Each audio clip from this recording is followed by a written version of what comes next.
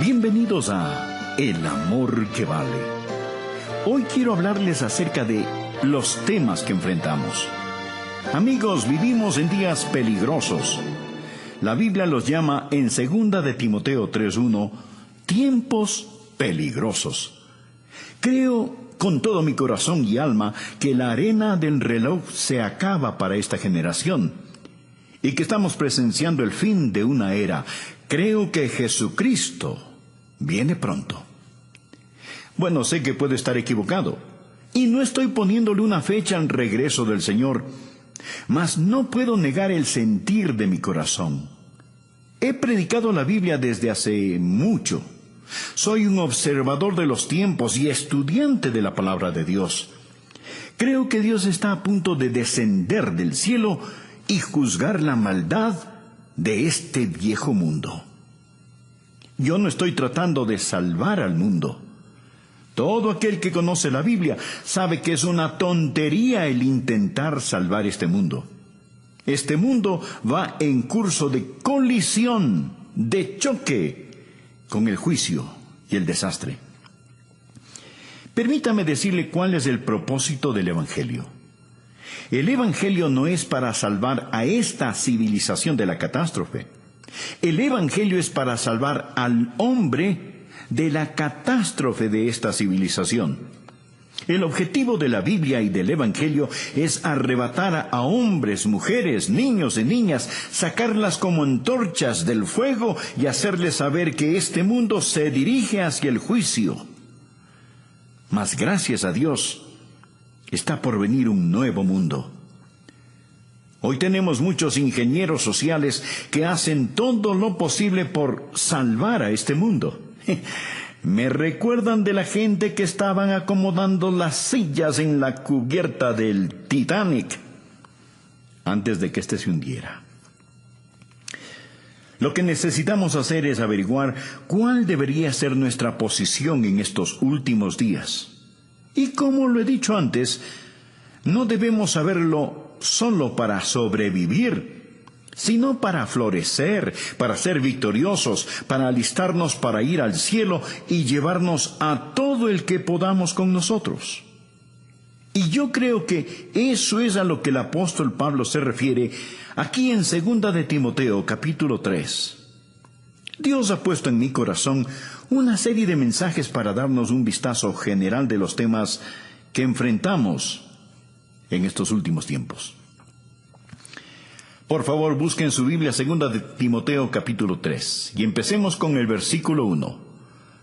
También debes saber esto, que en los postreros días vendrán tiempos peligrosos.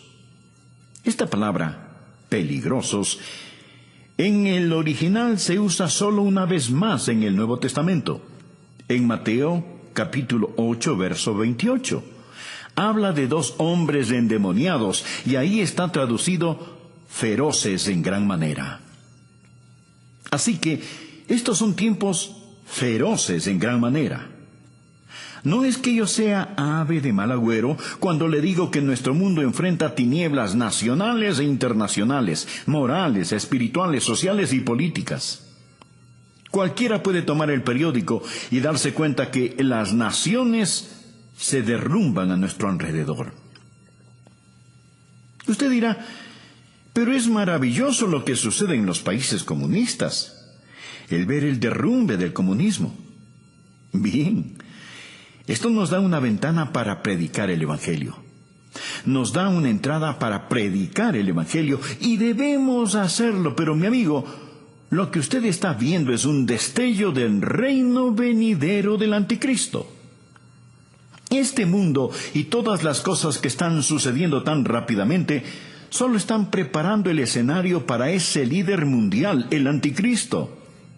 La Biblia dice que Él vendrá y nos dice también de dónde saldrá. No, Él no saldrá de Rusia. Saldrá de un imperio romano reunificado. Saldrá de Europa. Y vemos cómo el escenario ya se ha preparado para esto.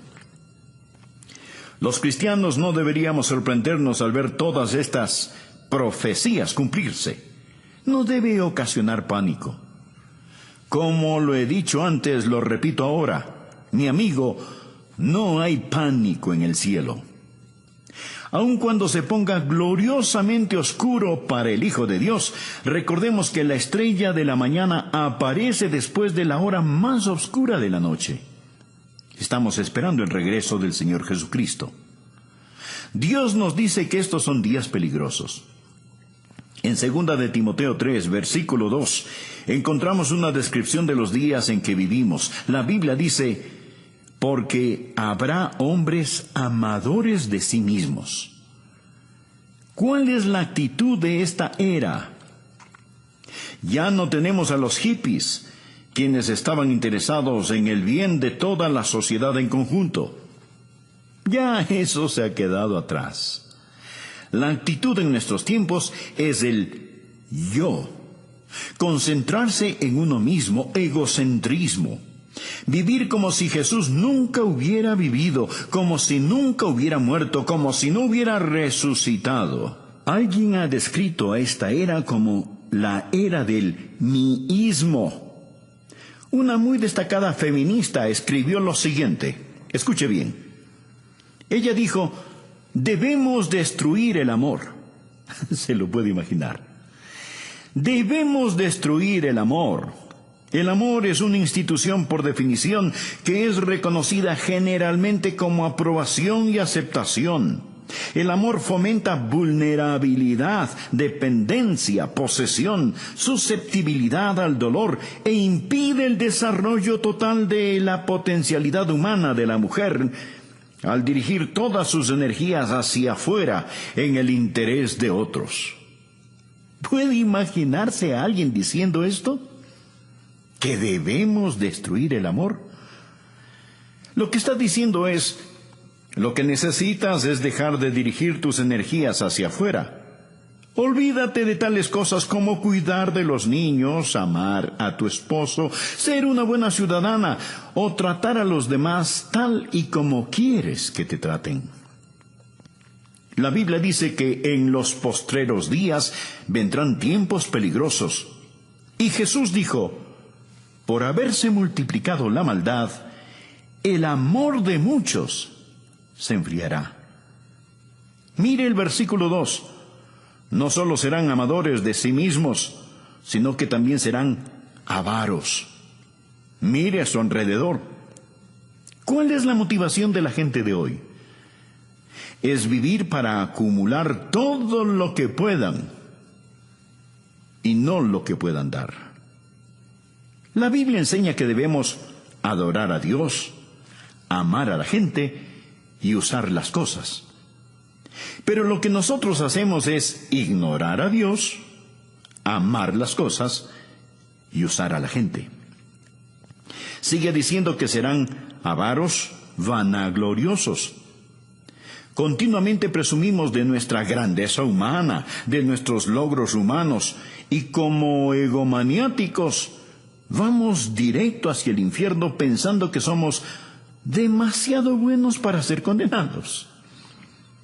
Nuestra civilización se está desbaratando, anda arrastrando los pies. Y continúa diciendo la palabra: blasfemos. Puede ver eso en el verso 2. Permítame decirle algo.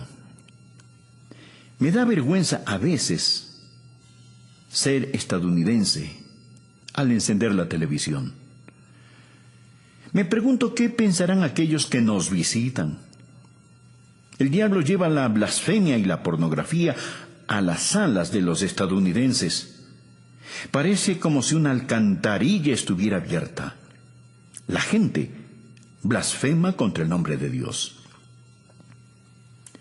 George Will, un comentarista conservador que de vez en cuando me gusta escuchar, dijo lo siguiente: y ahora es un escándalo más allá de la ironía que gracias al trabajo energético de los fanáticos civiles de libertades, los pornógrafos disfrutan protección extensa bajo la primera ley, mientras que los niños de primer grado en una presentación de Navidad se dice que infringen los valores de la Constitución, los valores de la primera ley. Pablo continúa diciendo que en los últimos días los niños serán desobedientes a los padres. Levantamos una generación de niños que no entienden la autoridad dentro o fuera del hogar. Un educador, el Dr. Pierce de Harvard, instruía a 2,000 profesores en Denver y dijo lo siguiente. Por favor, escúcheme atentamente lo que dijo este Dr. Pierce. Todo niño en los Estados Unidos que entra a la escuela a la edad de 5 años está mentalmente enfermo, porque llega a la escuela con una lealtad hacia nuestros funcionarios elegidos, hacia nuestros padres fundadores, hacia nuestras instituciones, hacia la conservación de esta forma de gobierno, patriotismo, nacionalismo y soberanía. Todo esto prueba que los niños están enfermos, porque el individuo sano es uno que ha rechazado todas esas cosas, y es lo que yo llamaría el verdadero niño internacional del futuro. Bueno, dirá usted, ese era un hombre cualquiera el que dijo esas cosas. No, mi amigo, era un profesor de Harvard. Bien, dirá usted, le hablaba a gente ignorante. No, le hablaba a 2,000 profesores.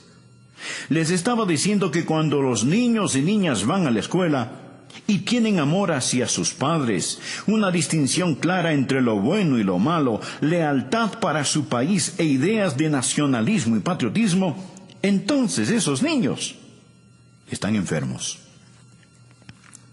El Dr. John Phillips, un teólogo y gran estudioso de la palabra de Dios, dijo: incluso los padres cuidadosos están encontrando cada vez más difícil sobrevivir las mareas ascendentes de promiscuidad toleradas por la sociedad con los valores seculares enseñados en las escuelas públicas. Las escuelas a lo largo del país simplemente ignoran las objeciones paternales contra las enseñanzas liberales sobre homosexualidad, aborto, control de la natalidad, indulgencia sexual y moralidad relativa. Y por supuesto, la enseñanza de la Biblia es prohibida en nuestras aulas. Podemos asignar la lectura y discusión de cualquier libro asqueroso que salga de la imprenta. Podemos estudiar Carlos Marx y George Bernard Shaw. Podemos invitar a brujas, homosexuales y anarquistas a nuestras aulas para que presenten sus ideas, pero no podemos enseñar la Biblia, ni tener oraciones simbólicas, ni leer las Escrituras en nuestras escuelas. Y luego el Dr. Phillips hace esta pregunta: ¿no es acaso razonable entonces que 1/4 de todos los quinceañeros estadounidenses y 1/10 parte de todos los adolescentes de 13 años hayan experimentado ya con el sexo? Piénselo. 25% de todos los quinceañeros. Mi amigo, cuando yo estaba en la escuela, recuerdo que había algunos niños que hacían ciertas cosas, y todos sabíamos quiénes eran esos niños, y hablábamos de ello. Pero ahora, querido amigo, hay cosas que están pasando y que quebrantan el corazón. Bien, mire el versículo 3. Sin afecto natural. Sin afecto natural. Literalmente significa sin amor de familia, sin amor de familia. Una mañana escuché en la radio sobre un asesinato planeado entre un hijo y sus padres. Iban a asesinar a la esposa del hijo, o sea, a su nuera, para recibir el dinero del seguro. Pero parece que se dieron cuenta que su seguro ya había expirado. Entonces, escuche bien, entonces los padres, en lugar de matar a la nuera, asesinaron a su propio hijo, sin afecto natural. Una feminista dijo: ya que el matrimonio constituye esclavitud para las mujeres, es claro que el movimiento femenino debe concentrarse en atacar esta institución. La libertad para las mujeres no puede ser sin la abolición del matrimonio. Hoy yo sé que hay feministas que creen en el matrimonio y no están de acuerdo con esta mujer. Mas este es el tipo de pensar que está saliendo a flote en la sociedad en la que vivimos. Hay muchos que piensan, y entre ellos mujeres, que el tener una familia, criar niños, es una carga y es una imposición. Para colmo de males tenemos el movimiento homosexual. Cuando la Biblia dice sin afecto natural, habla de no tener el amor de familia que Dios espera que la gente tenga. Una mujer hacia un hombre hacia una mujer, hasta que la muerte los separe. Luego dice, implacables. Estos son tiempos peligrosos en los que vivimos, cuando los hombres romperán sus promesas. Es decir, la palabra de un hombre no significa nada, ya sea un contrato de negocios, un contrato matrimonial o un tratado entre naciones. Que Dios tenga misericordia sobre una nación que ha desechado el matrimonio. Hoy está aumentando lo que llamamos divorcio sin culpa. Mi amigo, eso es una burla. Es una tragedia nacional. El 40% de los matrimonios de hoy terminan en divorcio. Y muchos conviven sin el beneficio del matrimonio, rompen sus promesas. No solo eso, sino también calumniadores, intemperantes. Quiere decir sin autocontrol, crueles, aborrecedores de lo bueno. Nuestras cárceles están llenas de matones. No tenemos espacio suficiente para encerrar a los criminales. Cuando construíamos el templo de nuestra iglesia, uno de los alcaldes dijo, «Qué bueno que una iglesia tan grande como esta se esté construyendo. Es mejor que se construyan iglesias, porque ya no podemos construir cárceles lo suficientemente grandes, ni lo suficientemente rápido para proteger a los buenos de los malos». La Biblia nos enseña que ahora hay una forma de crueldad y violencia que es incontrolable. Leí que existen por lo menos 140 grupos terroristas que aún funcionan en nuestros días. Ahora estos grupos ya no son como los de antes, pues. Ahora ellos están armados con los equipos más sofisticados. No pasará mucho tiempo antes de que su vida y mi vida estén en más grave peligro debido al terrorismo internacional. Y deseo decir que mientras estoy en el tema de la crueldad y el terror, que ya practicamos el terrorismo en el país.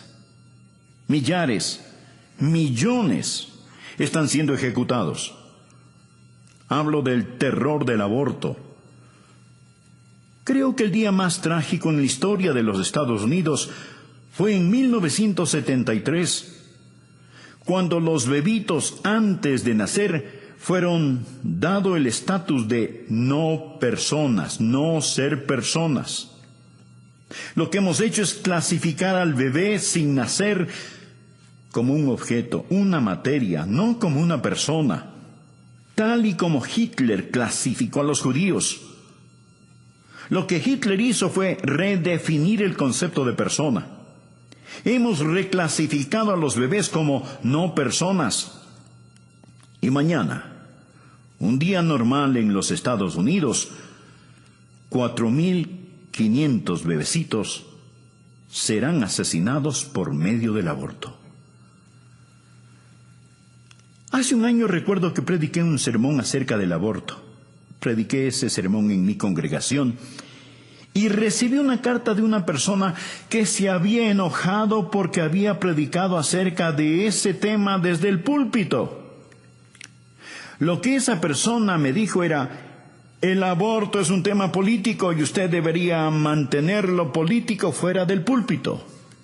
Sin embargo, mi amigo, si usted le pregunta a un político acerca del aborto, Él le dirá que ese es un asunto religioso y que no debería de mezclarlo con la política. ¿Qué le parece? Él dirá, ¿sabe? Personalmente estoy en contra del aborto, pero lo que una persona haga o no haga con su propia vida es su problema, no el mío. Es como que alguien dijera, estoy en contra de que exterminen a los judíos, mas si alguien lo hace en su propia cámara de gas, ese no es mi problema.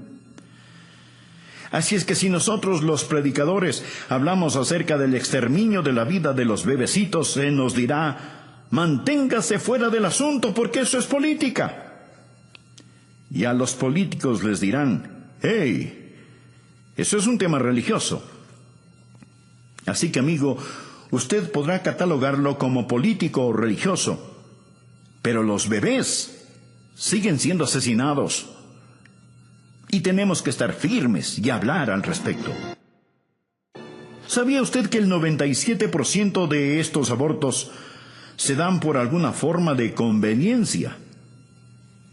No son para salvar necesariamente la vida de la madre. Tampoco porque es producto de violación o por incesto. Simplemente por conveniencia.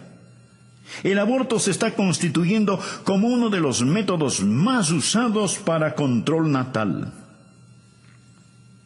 Sigamos leyendo lo que nos dice Pablo. Somos gente que aborrece aquello que es bueno. El héroe de hoy no es el hombre de Dios, no es el misionero, no es el predicador, no es el ganador de almas. No es la mamá que escoge quedarse en su hogar y cuidar de sus niños. Estos no son los héroes de la juventud de hoy. Ellos desprecian a los que hacen lo bueno. Note el versículo 4. Él dice que estas personas son traidores, impetuosos, infatuados, amadores de los deleites más que de Dios. Mi amigo, la Biblia no está en contra del placer o deleite, el verdadero deleite. No tenemos que escoger entre servir a Dios o al placer. En el Salmo 16, versículo 11, leemos, me mostrarás la senda de la vida, en tu presencia, o sea, en la presencia de Dios. En tu presencia hay plenitud de gozo, delicias o placeres, a tu diestra para siempre. Amigo, el camino a Jesús es el placer genuino. Pero el problema viene cuando tenemos una sociedad que ama más los placeres que a Dios. No sé cuántos me están escuchando en este momento por medio de este programa en sus casas, pero podrían ser más. Sin embargo, muchos prefieren escuchar programas seculares y mundanos antes que oír la palabra de Dios. Somos amantes de los placeres, más que amantes de Dios. Mire a su alrededor. Los hoteles, los teatros, los estadios, los clubes nocturnos están repletos.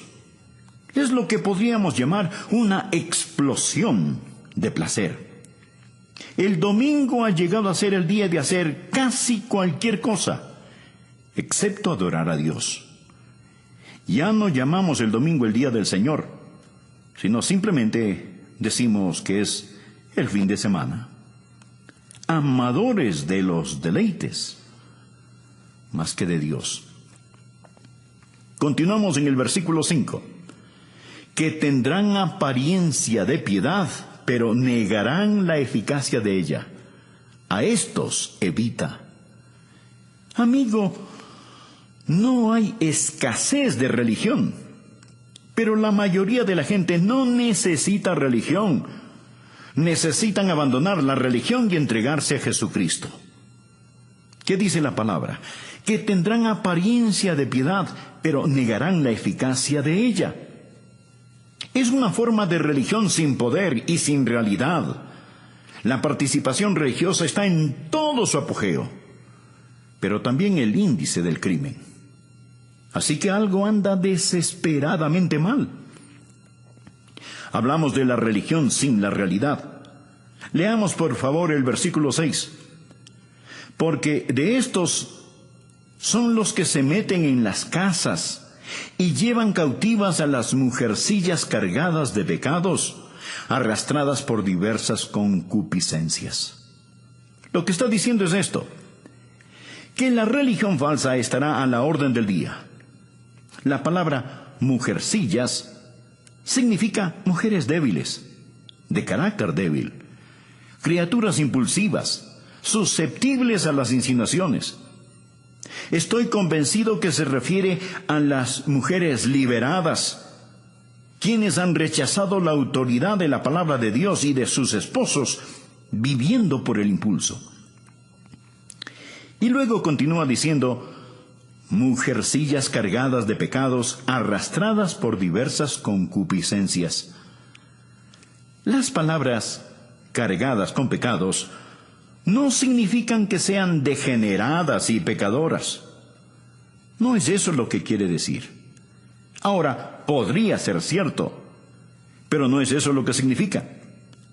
Lo que verdaderamente significa es que llevan el gran peso del pecado.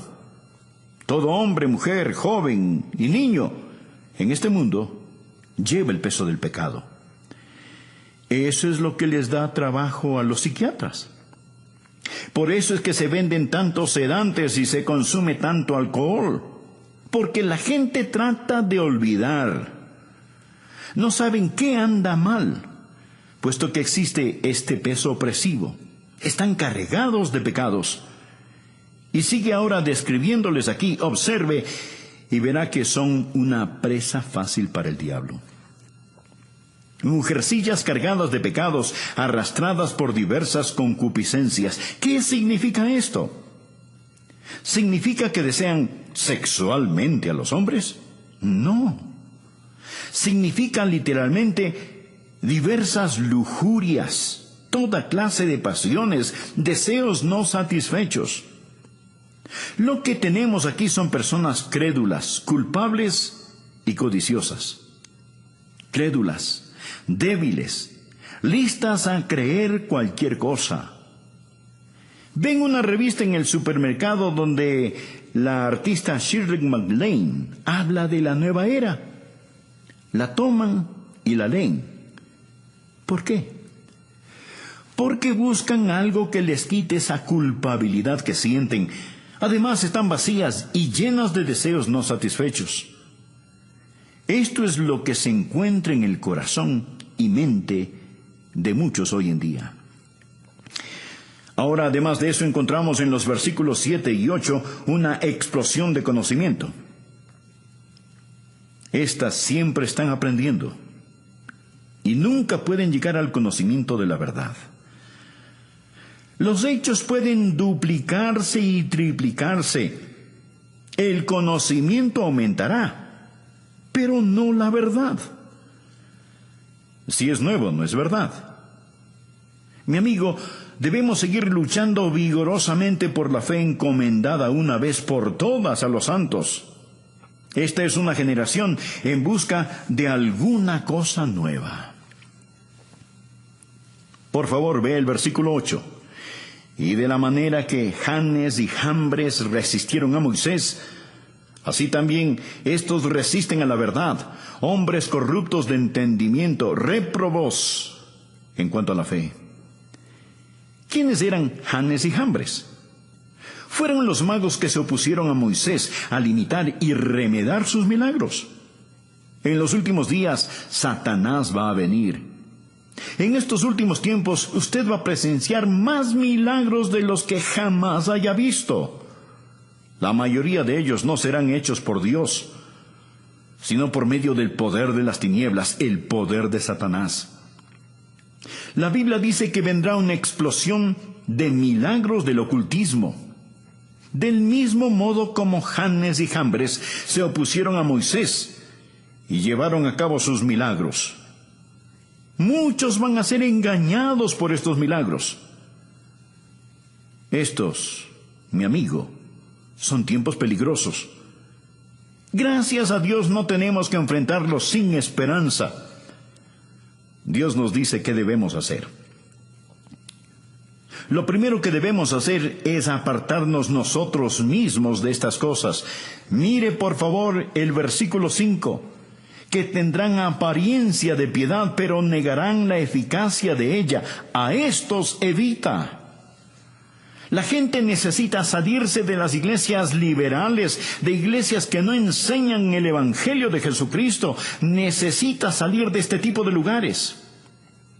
Tal vez usted dirá, pastor, ¿que acaso su iglesia es la única buena y verdadera iglesia? No, Dios sabe que no somos lo que deberíamos ser. Hay muchas iglesias bíblicas maravillosas que honran a Cristo, pero también hay muchas que no. Y hay personas que asisten a ellas y dicen, bueno, es que mi abuelita está enterrada en el cementerio que queda en el patio trasero de la iglesia. Mi amigo, si la abuelita pudiera, se levantaría y saldría de ese lugar. Le garantizo que eso es lo que haría. Y amigo, es lo que usted debería hacer también. Sature con su ausencia esos lugares que no enseñan el Evangelio de nuestro Señor Jesucristo. Escuche, estimado amigo. Nosotros debemos testificar a la gente de este mundo, pero no juntarnos con ellos. Segunda de Tesalonicenses 3:14 dice, si alguno no obedece a lo que decimos por medio de esta carta, a ese señaladlo y no os juntéis con él para que se avergüence. Y Romanos capítulo 16, versículo 17 dice, mas os ruego, hermanos, que os fijéis en los que causan divisiones y tropiezos en contra de la doctrina que vosotros habéis aprendido, y que os apartéis de ellos.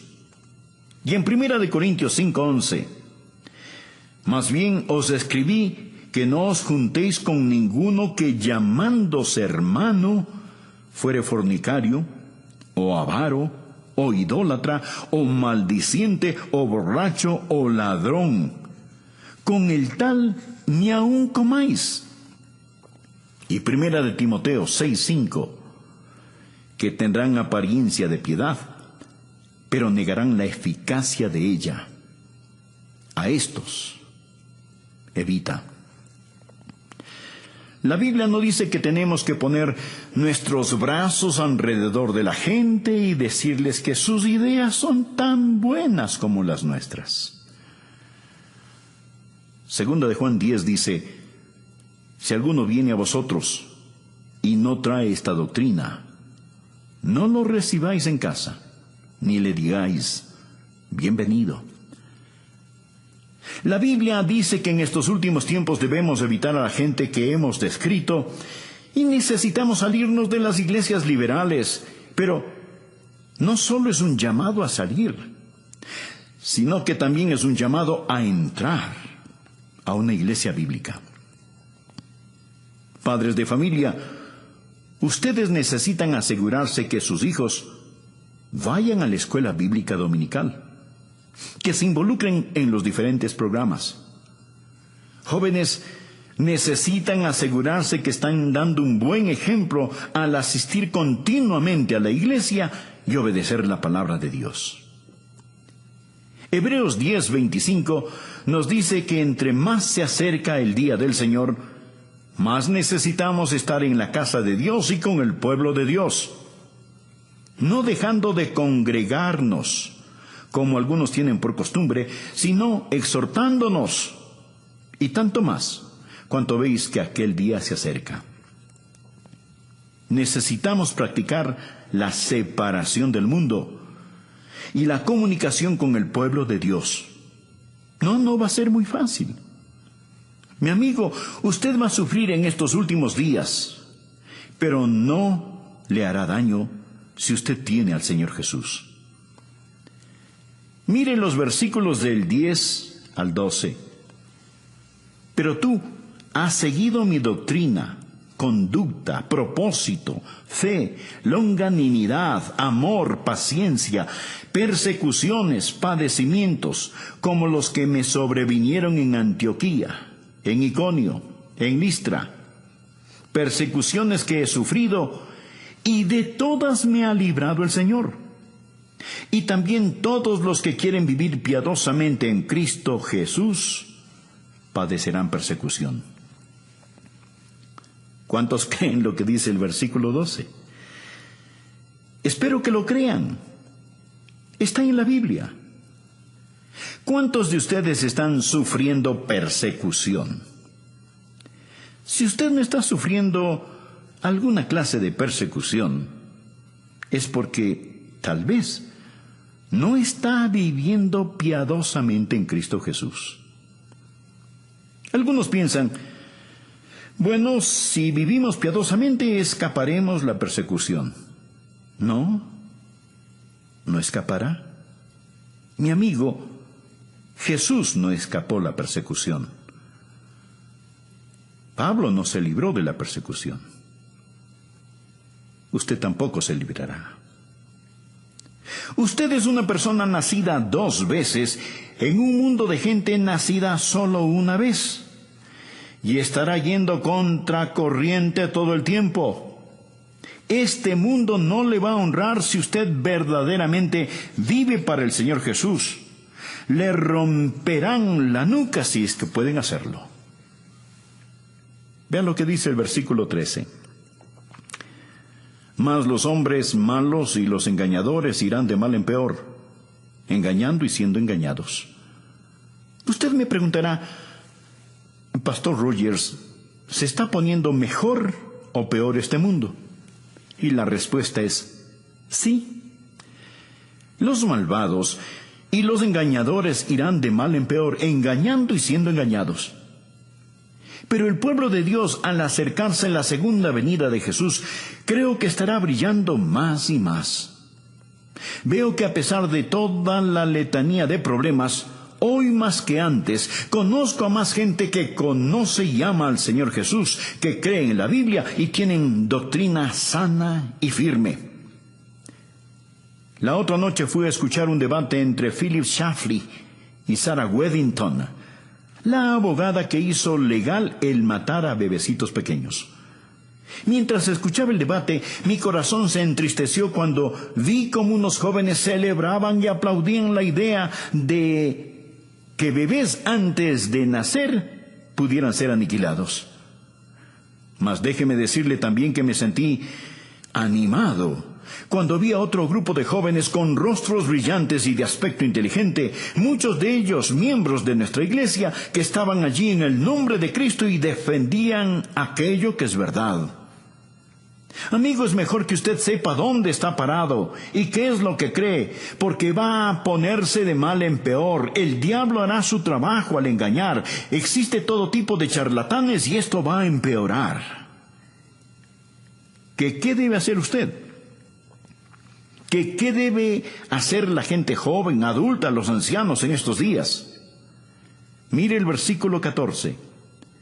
Pero persiste tú en lo que has aprendido y te persuadiste, sabiendo de quién has aprendido, y que desde la niñez has sabido las sagradas Escrituras, las cuales te pueden hacer sabio para la salvación por la fe que es en Cristo Jesús.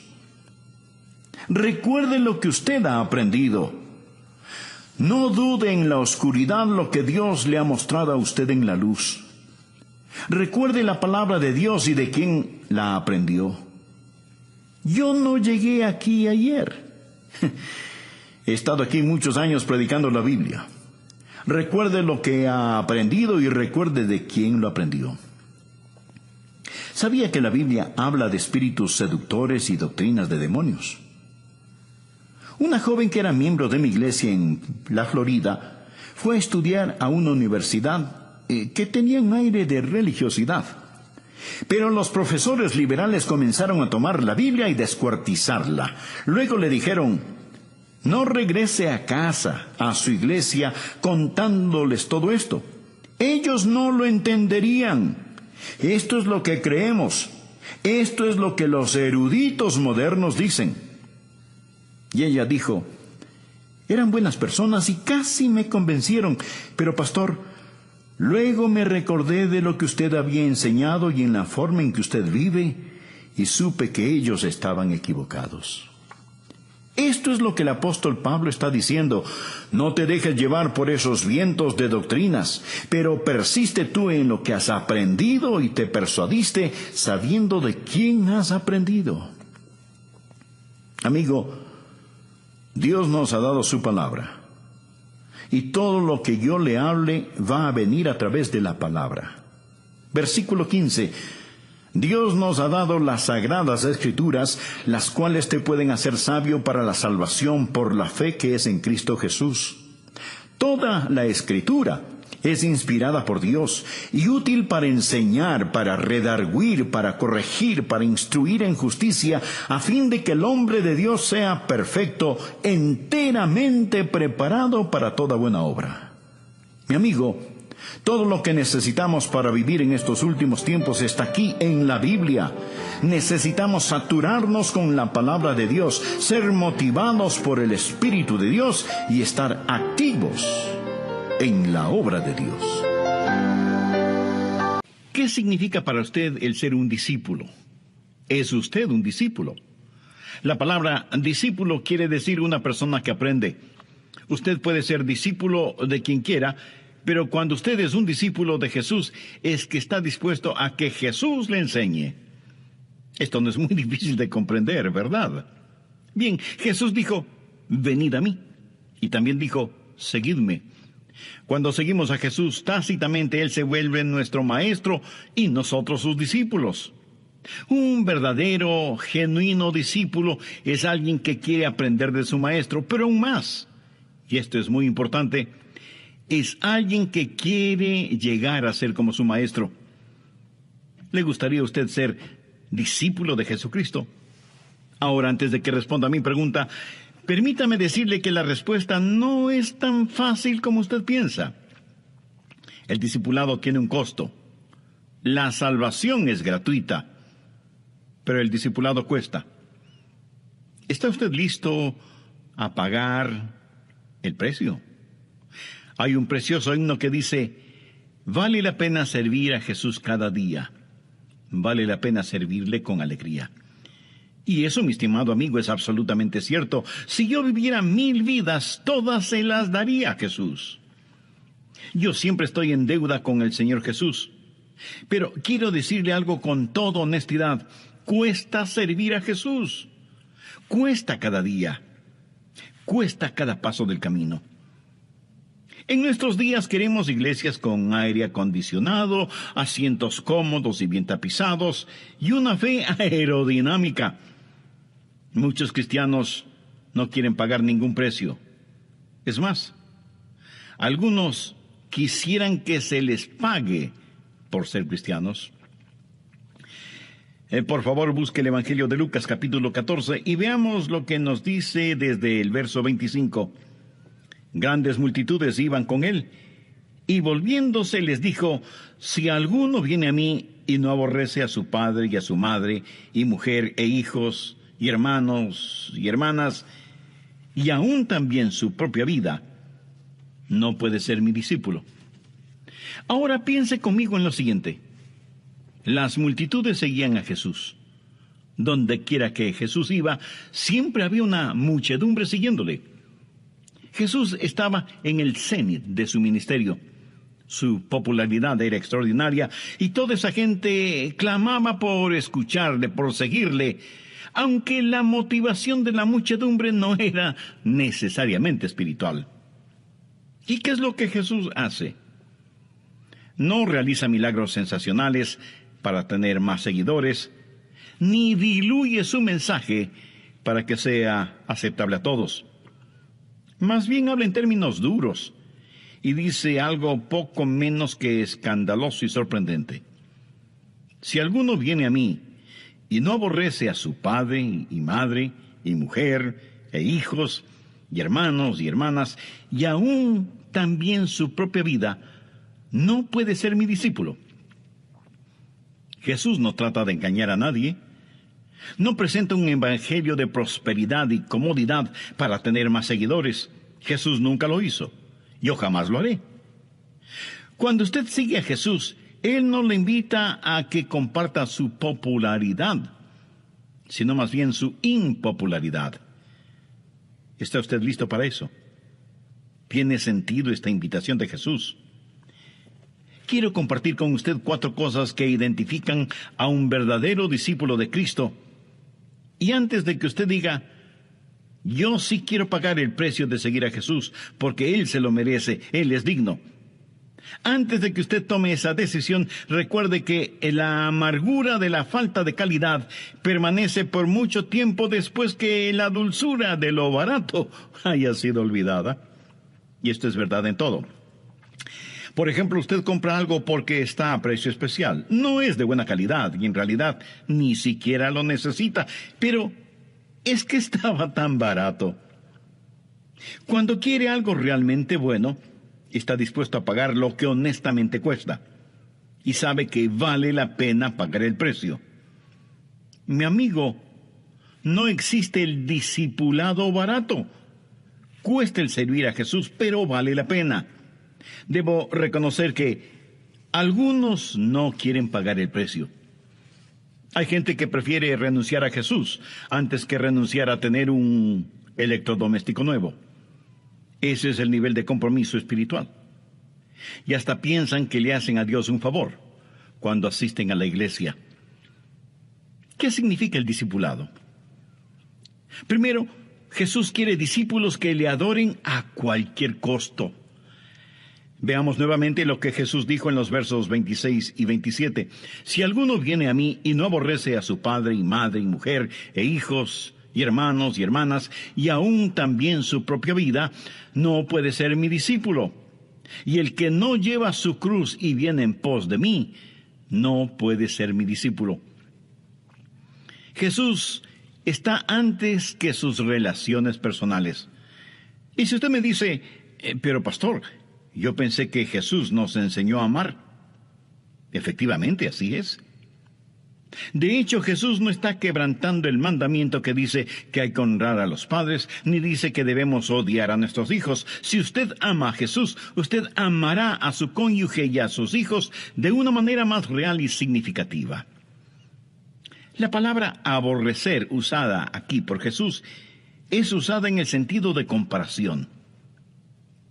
¿Por qué Jesús dijo que no hay que servir a 2 amos o señores? Porque inevitablemente se amará más al uno y se aborrecerá al otro.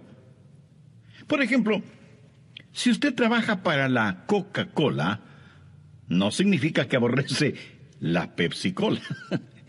Esto lo digo como ilustración, no como propaganda comercial, espero que lo entienda. Jesús usa esa palabra en el sentido de opción. Está diciendo que Él debe estar antes que y sobre cualquier relación familiar. Por ejemplo, mi esposa sabe que ella es número 2 en mi vida, no número 1. Pero a ella no le importa ser número 2 porque sabe que le amo más siendo ella número 2 que lo que le podría amar si ella fuera número 1. Mis hijos saben que les amo profundamente, pero saben que no son número 1, porque en mi vida el número 1 es Jesucristo. ¿Lo ve? Lo que el Señor está diciendo es que si usted quiere ser su discípulo, Él debe ser el número 1 en su vida. Ahora examínese usted mismo. ¿Es Jesús para usted el número 1 en su vida?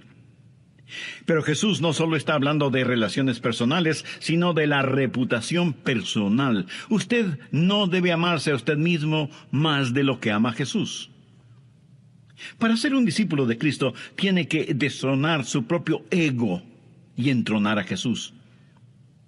¿Qué es lo que se enseña y predica en muchas iglesias en nuestros días? ¿Satisfacción propia? ¿Autorrealización? Piénselo y reclámelo. Algunas modernas iglesias se han convertido en una especie de restaurante espiritual en donde podemos escoger solo lo que a nosotros nos gusta, aquello que nos haga sentir bien, que nos llene el estómago, aunque tengamos vacía el alma. Ahora espero que usted tenga una buena y saludable imagen de usted mismo, pero, y aquí quiero personalizar, si mi imagen se interpone entre Jesús y Adrián, yo siempre le diré no a Adrián y sí a Jesús. ¿Está usted dispuesto para hacer eso? ¿Está listo para decir, Señor Jesús, tú eres lo primero, no mi propia reputación, ni satisfacción, ni lo que la gente piense sobre mí? Y Jesús habla de que debemos llevar nuestra propia cruz. En nuestro mundo actual, millones de personas llevan cruces, pero son cruces ornamentales, decorativas, hechas de toda clase de materiales. Y las llevan en el cuello, las orejas, los brazos, los tobillos. Parece que cualquier parte del cuerpo es buena para exhibir una cruz, aunque sea en tatuaje. Pero escúcheme cuidadosamente. La cruz no es un objeto de belleza. Es más bien un objeto de vergüenza, de dolor, de agonía, de reproche. Y en ese sentido se refirió Jesús cuando dijo, y el que no lleva su cruz y viene en pos de mí, no puede ser mi discípulo. Cuando estuve en la universidad, tomé un curso de criminología y visitamos una de las penitenciarías en la Florida. Y yo fui al cuarto en donde tienen la silla eléctrica. Me senté en esa silla, asegurándome muy bien de que estuviera desconectada. Y sentado en esa silla, traté de imaginarme lo que se sentiría estar ahí, sabiendo que alguien detrás de la pared de vidrio movería un interruptor para que miles de voltios de corriente pasen por esa silla eléctrica, terminando con la vida de quien así fue sentenciado o sentenciada. Esa silla eléctrica es odiosa, repugnante, fea. Es un símbolo de muerte. Ahora escúcheme. ¿Ha visto usted a alguien exhibiendo en su cuerpo como adorno o decoración una silla eléctrica en miniatura? No, ¿verdad? Y si alguna vez lo viéramos, pensaríamos que la persona que la lleva está mal de la cabeza. Pero en cambio, la cruz, como que la hemos convertido en pieza de joyería, olvidándonos que el tomar nuestra cruz es una marca de vergüenza. Y alguien me dirá, bueno, pastor, mi enfermedad es mi cruz. No, a menos que usted esté enfermo por servir a Jesús. Si usted está enfermo por vivir una vida disoluta, eso no es su cruz. Otros dirán, mi suegra es mi cruz. No, mi amigo, ella no es su cruz. Su cruz es algo que usted voluntariamente está dispuesto a llevar. No es algo que usted simplemente aguanta. El seguir a Jesús es un adorador que adora a cualquier costo, aun a costa de relaciones personales, de la reputación personal o de la realización personal. Alguna vez alguien le preguntó al Dr. Tozer, ¿qué significa llevar uno su propia cruz? ¿Qué quiere decir estar crucificado con Cristo? Y ese gran hombre de Dios contestó, significa 3 cosas. Primero, un hombre que está crucificado enfrenta un solo camino. Segundo, un hombre que está crucificado no puede retroceder. Y tercero, un hombre que está crucificado ya no tiene planes futuros. Tomar la cruz, enfrentar un camino, no retroceder, no planes propios para el futuro. ¿Puede usted decir, estoy crucificado con Cristo? Eso es lo que significa ser un discípulo. Todavía quiere serlo. Tomar su cruz. Eso es lo que dijo Jesús.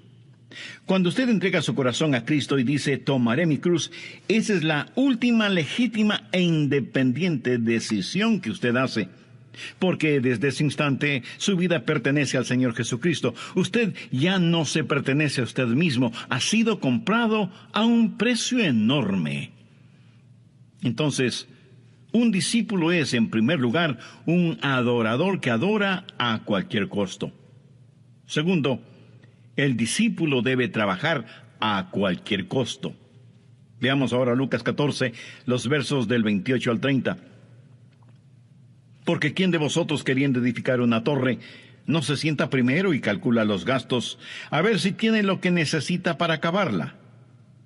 No sea que después que haya puesto el cimiento y no pueda acabarla, todos los que lo vean comiencen a hacer burla de él, diciendo: este hombre comenzó a edificar y no pudo acabar. ¿Por qué Jesús menciona una torre? Bueno, en esos días ellos tenían viñedos y en medio del viñedo construían una torre que servía para proteger esa plantación, para cuidar el fruto de ese viñedo. Dios dice que nuestras vidas son como una torre.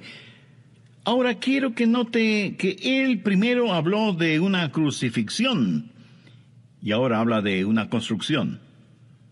Nuestro Dios nos ha llamado para construir. Dios tiene un plan para su vida, para mi vida, y nuestras vidas tienen que ser construidas de acuerdo a su plan. Nuestra torre tiene que ser espiritualmente concebida. Yo no tengo ningún derecho para decir: Señor, ¿qué es lo que tú quieres que yo haga con mi vida? Cuando yo era nada más que un muchachito, pensé que quería ser abogado o arquitecto, pero tuve que dejar de lado esos planes porque Dios me llamó para que predicara su palabra. Dios me llamó para que sea un predicador. Yo quiero que mi torre sea espiritualmente concebida y sacrificialmente construida. Jesús dijo: si vas a construir una torre, ten en cuenta el costo. Si usted quiere ser un discípulo de Cristo, tenga en cuenta el costo. Si usted está buscando atajos o una forma fácil de serlo, es mejor que lo olvide. Esa es la clase de discipulado que la mayoría de la gente quiere. Su torre debe ser no solo espiritualmente concebida y sacrificialmente construida, sino también diligentemente completada. Tenga en cuenta el costo del discipulado para que pueda terminarlo. ¿Sabe cuál es nuestro problema en esta época? Que tenemos tantas torres medio construidas, que somos causa de burla y escarnio.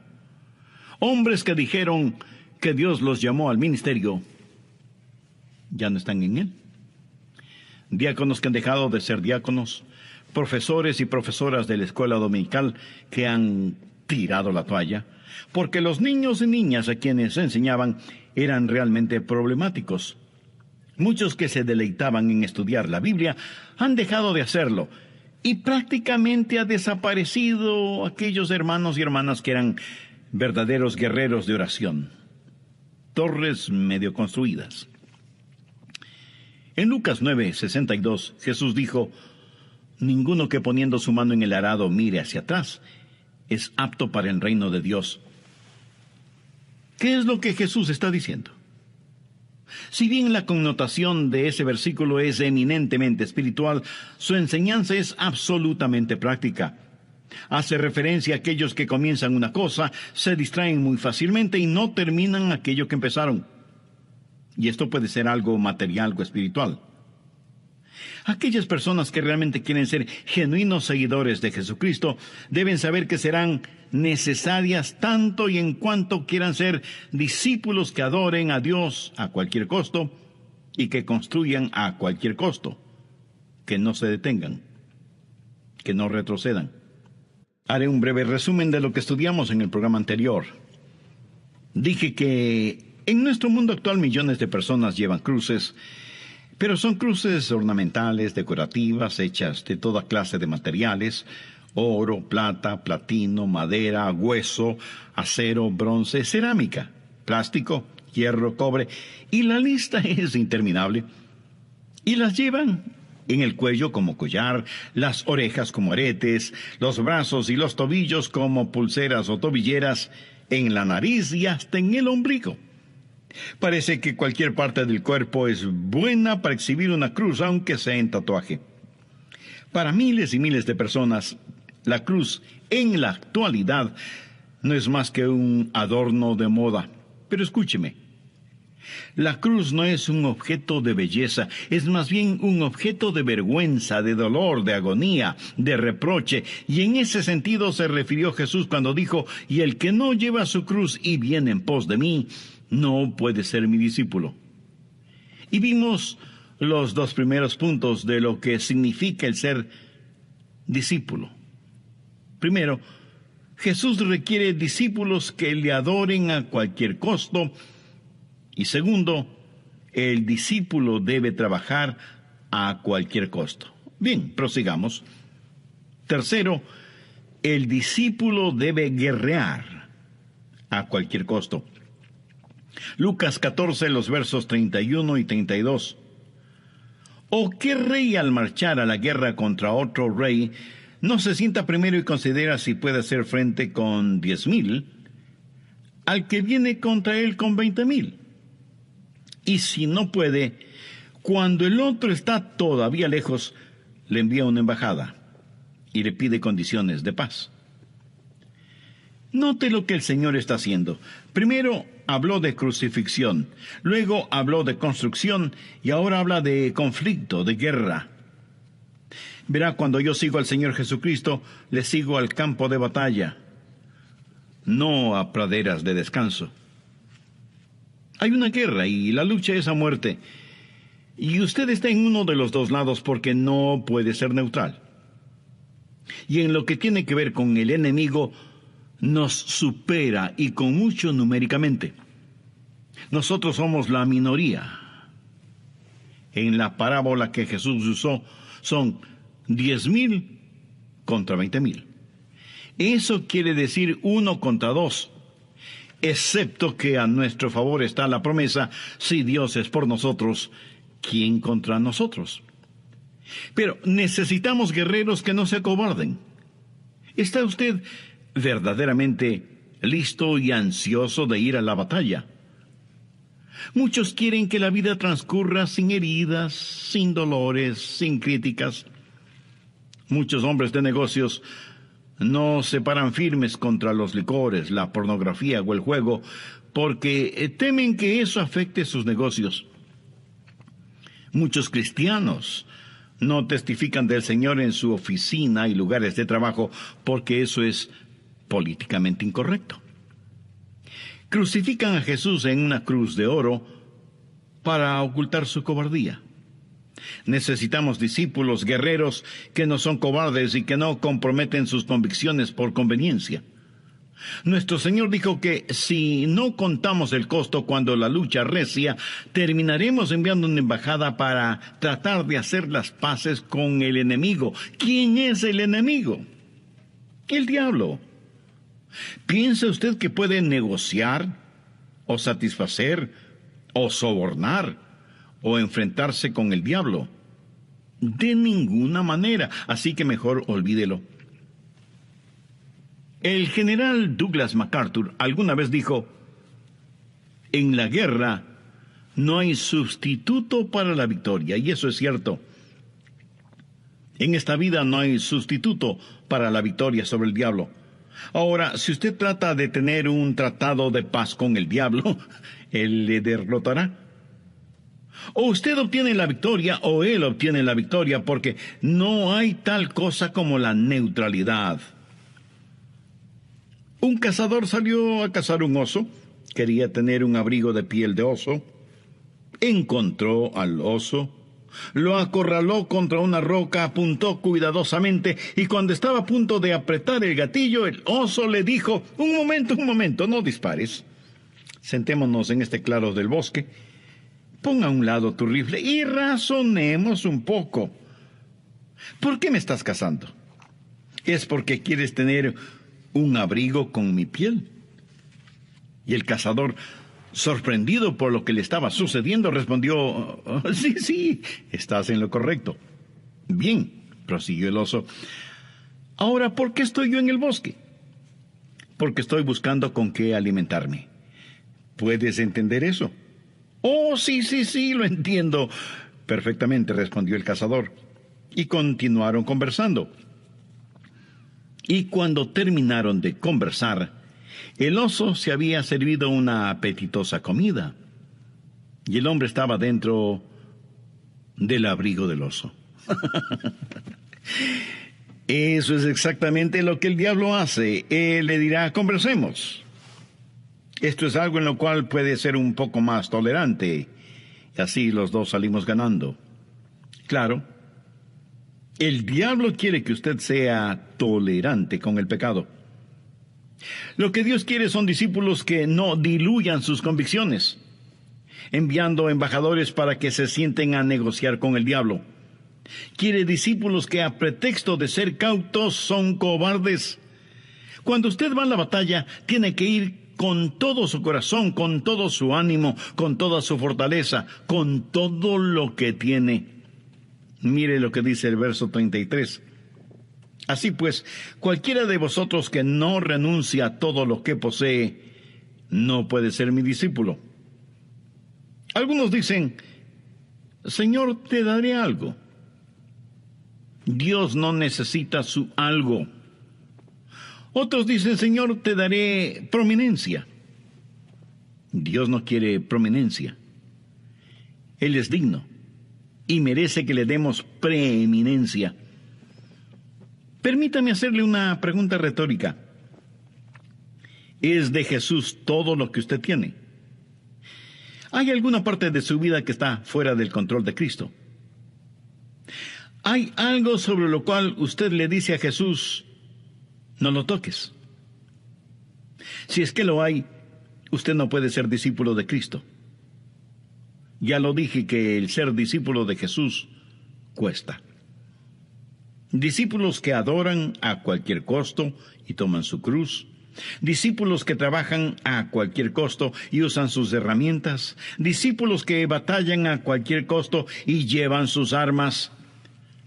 Dios no puede usar cobardes. Dios no puede usar los que se acomodan a toda situación o escogen el campo de la neutralidad. Dios necesita discípulos que tengan un inquietante, candente, abrasador, emocional y apasionado amor por Jesucristo. En lo personal, yo anhelo ser esa clase de discípulo. ¿Y qué de usted? Cuarto, deben ser discípulos que testifiquen a cualquier costo. Finalmente veamos los versos 34 y 35 de Lucas 14. Buena es la sal, mas si la sal se hiciera insípida, ¿con qué se sazonará? Ni para la tierra ni para el muladar es útil. La arrojan fuera. El que tiene oídos para oír, oiga. El Señor sabía que algunas personas no escucharían estas cosas. A algunos no les gusta lo que estoy predicando y pensarán, yo quiero escuchar mensajes que me hagan sentir bien, que sean como una palmadita en mi espalda. Quiero ser elogiado, quiero ser adulado. No me interesa ser desafiado. Pero por favor, note de lo que habla el Señor. Habla de crucifixión, de construcción, de conflicto y de comisión. Y cuando Él dice que somos como la sal de la tierra, eso significa que somos testigos. La sal habla de testimonio. ¿Qué es lo que hace la sal? La sal es un preservante. Jesús llamó a pescadores para que sean sus discípulos. Ellos no tenían refrigeradoras para guardar los pescados, así que los curaban con sal. Es porque la sal preserva. Nuestro mundo necesita desesperadamente la sal preservadora de nuestro Señor Jesucristo. En la actualidad, nuestro mayor problema no son las drogas, o la pornografía, o los teólogos liberales, o la putrefacta basura que sale de Hollywood en forma de películas y videos. Nuestro mayor problema son los santos que han perdido su sal, los cristianos que no quieren pagar el precio de ser discípulos de Cristo. Nos estamos fundiendo moralmente a una velocidad espantosa. La sodomía se ha transformado de pecado a enfermedad, de enfermedad a una práctica socialmente aceptable y de ahí a virtud. En nuestros tiempos y bajo la mirada apática de miles de santos, que han perdido su calidad de sal. El núcleo familiar está siendo destruido, los valores éticos, morales y espirituales ya son cosa del pasado, cosas que pertenecieron a generaciones arcaicas. La industria del entretenimiento ha llegado al fondo del basurero. Es como si las alcantarillas de la perversión, depravación y violencia hubieran explotado.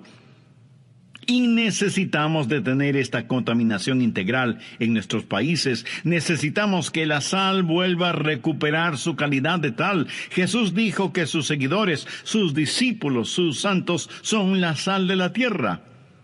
Es la sal la que da sabor a los alimentos. Figurativamente, hay algo acerca de su vida que da sabor a su propia vida y a la vida de los demás. ¿Pueden sus vecinos ver algo positivamente diferente en su vida? ¿Vive de tal manera que otros quisieran tener la fe que usted tiene? ¿Por qué nadie querría ser como yo si es que no ven nada positivo en mí? Veamos el consejo que Pablo les dio a los colosenses. Sea vuestra palabra siempre con gracia, sazonada con sal. La sal da sabor. Pero la sal no solamente da sabor a los alimentos, sino que también es antiséptica y sana. Y nuestro mundo está enfermo. Y he visto la sal del Evangelio Salvador de Jesucristo sanando corazones quebrantados y hogares destrozados. Nuestro mundo necesita santos cuya sal dé sabor a la vida y cure heridas espirituales y emocionales que, aunque invisibles, no dejan de ser menos ciertas. Pero le diré qué más hace la sal. La sal quema, arde, irrita. ¿Alguna vez se ha puesto un poquito de sal sobre una pequeña herida abierta? Mi amigo, la sal realmente quema, arde. Y si no me cree, después de escuchar este mensaje, haga la prueba. Si vivimos genuinamente nuestra vida cristiana, le puedo asegurar que vamos a irritar a alguna gente. Y si eso no sucede, entonces a lo mejor nuestra sal ya ha perdido su sabor, su efecto. Es necesario que dejemos de tratar de ganar popularidad con nuestra vida cristiana. No crea que todo el mundo le amará a usted por ser un seguidor de Jesucristo. En Mateo 10:24, Jesús dijo, el discípulo no es más que su maestro, ni el siervo más que su señor. Y en más de una ocasión Jesús dijo muy claramente que si el mundo le odiaba a él, también odiaría a sus discípulos. Si su estilo de vida es genuinamente cristiano, eso molestará e irritará a los incrédulos. Y por último, la sal es penetrante. Solo se necesita una pizca de sal para que toda una jarra de agua fresca se vuelva agua salada. ¿Sabe cuál es el problema en nuestras pequeñas y grandes ciudades y en nuestros países? Cristianos que asisten a sus iglesias para alabar y escuchar el mensaje de la palabra, para poner sal sobre la sal. Escúcheme, Jesús no dijo que debemos ser la sal de la iglesia, sino que debemos ser la sal del mundo. Y alguien me preguntará, pero pastor, ¿no debemos vivir vidas separadas del mundo? ¿Sí? Pero déjeme clarificar esto. Debemos vivir separados del pecado, pero no aislados de los pecadores. ¿Sabe por qué crucificaron a Jesús? Porque él fue amigo de los pecadores. Por eso le clavaron en la cruz. ¿Sabe lo que como creyentes debemos hacer? Debemos salir de nuestros elegantes y decorativos saleros y poner sabor en nuestros vecindarios y comunidades como verdaderos discípulos de Jesús. En el Sermón del Monte Jesús dijo: vosotros sois la sal de la tierra, pero si la sal se desvaneciere, ¿con qué será salada? No sirve más para nada, sino para ser echada fuera y hollada por los hombres. Cuando la sal es dejada a la intemperie y le cae la lluvia en forma constante, esa sal perderá su característica y se volverá en un elemento del cual emanan venenosas sustancias químicas. Y usted no pone eso en sus alimentos porque los envenenaría. Y si la pone en campos recién sembrados, mataría las semillas. Y si la pone en un pozo de agua, envenenaría todo el agua. Esa clase de sal, que ya no es sal, solo sirve para ser puesta en los caminos. ¿Por qué? Porque se compacta, absorbe la humedad y nada crecerá en donde está la sal. ¿Qué dijo Jesús? No sirve más para nada, sino para ser echada fuera y hollada por los hombres. ¿Sabe por qué en las modernas comedias se burlan de los creyentes, nos ridiculizan, nos desprecian y a veces en forma sutil y otras veces abiertamente nos persiguen? ¿Sabe por qué? Pues porque hemos perdido nuestro sabor, nuestra característica. Por eso nos pisotean y nos consideran buenos para nada. ¿No está cansado de eso? ¿No le gustaría ver que las cosas fueran diferentes? ¿No le gustaría ver el nombre de Jesús exaltado y glorificado? ¿No le gustaría ser un verdadero discípulo de Cristo para testificar a cualquier costo, trabajar a cualquier costo, luchar a cualquier costo, discipular a cualquier costo? Yo, sin nadie más, quiero ser esa clase de discípulo. Yo no sé cuántos años más de vida Dios me va a dar. Y aunque sé que está cercano, en verdad no sé cuándo Jesús regresará. Pero no quiero simplemente luchar para vivir mientras vivo para luchar. Yo quiero ser un genuino discípulo de Jesucristo. Alguien dijo: para que una persona pueda ser feliz debe tener algo en qué creer, alguien a quien amar y una causa para servir. Algo en qué creer, alguien a quien amar y una causa para servir. ¿Qué tal Jesús? Creer en Jesús, amar a Jesús y servir a Jesús, ser un discípulo de Jesús totalmente comprometido con su causa. Si usted nunca ha entregado su corazón a Jesucristo, le invito a repetir la siguiente oración conmigo, recordando que la salvación es gratuita. No podemos ganarla, solo podemos recibirla. Con sus propias palabras y en la intimidad necesito, porque sé que soy pecador y estoy perdido. En nombre de tu Hijo, vengo en busca de tu gracia y misericordia. Señor Jesús, confío en ti desde este momento. Ven a morar en mi corazón, perdona mis pecados, límpiame, sálvame. Fortifica la fe con que me acerco a ti, pidiéndote que seas mi Salvador y mi Señor, mi amigo, mi guía, mi maestro, mi ejemplo. Jesús, quiero ser en verdad discípulo tuyo, totalmente consagrado a ti y a tu bendita causa. Ayúdame para que jamás me avergüence de ti y para que nunca yo sea una vergüenza para ti o para el Evangelio. Hazme la clase de persona que tú quieres que sea y realice en mí los designios de tu divina voluntad. Lo pido con gratitud en tu santo nombre.